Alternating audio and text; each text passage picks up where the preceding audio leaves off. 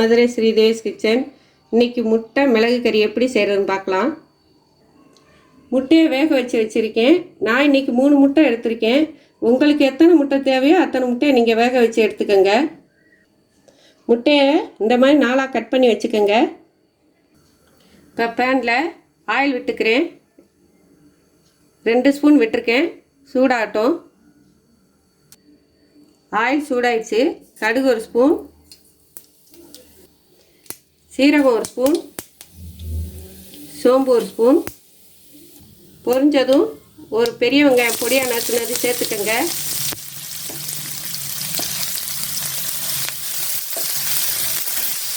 கருவேப்பிலை, இஞ்சி பூண்டு விழுது 1 ஸ்பூன் போட்டு நல்லா வதக்கிக்கோங்க. பச்சை வாசனை போயிடுச்சு. ஒரு தக்காளி பொடியாக நறுக்குனது சேர்த்துக்கோங்க.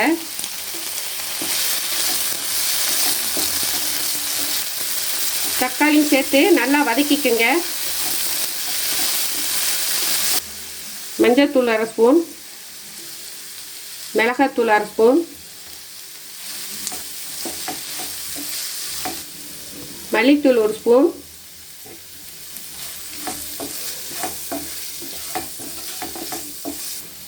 தேவையான அளவு உப்பு சேர்த்து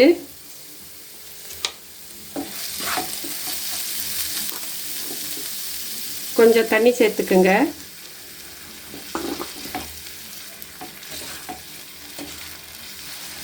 தண்ணி கொஞ்சம் வத்திருச்சு. இப்போ இதில் முட்டையை சேர்த்துக்கலாம்.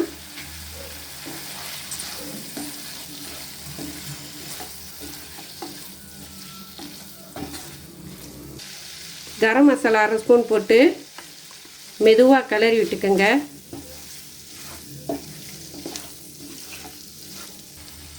அஞ்சு நிமிஷம் அடுப்பை சிம்மில் வச்சு மூடி வச்சுக்கோங்க.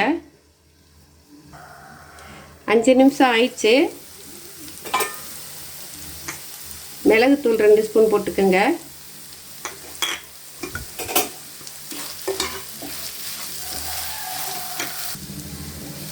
ஒரு நிமிஷம் கிளறிட்டு அடுப்பை ஆஃப் பண்ணிக்கோங்க.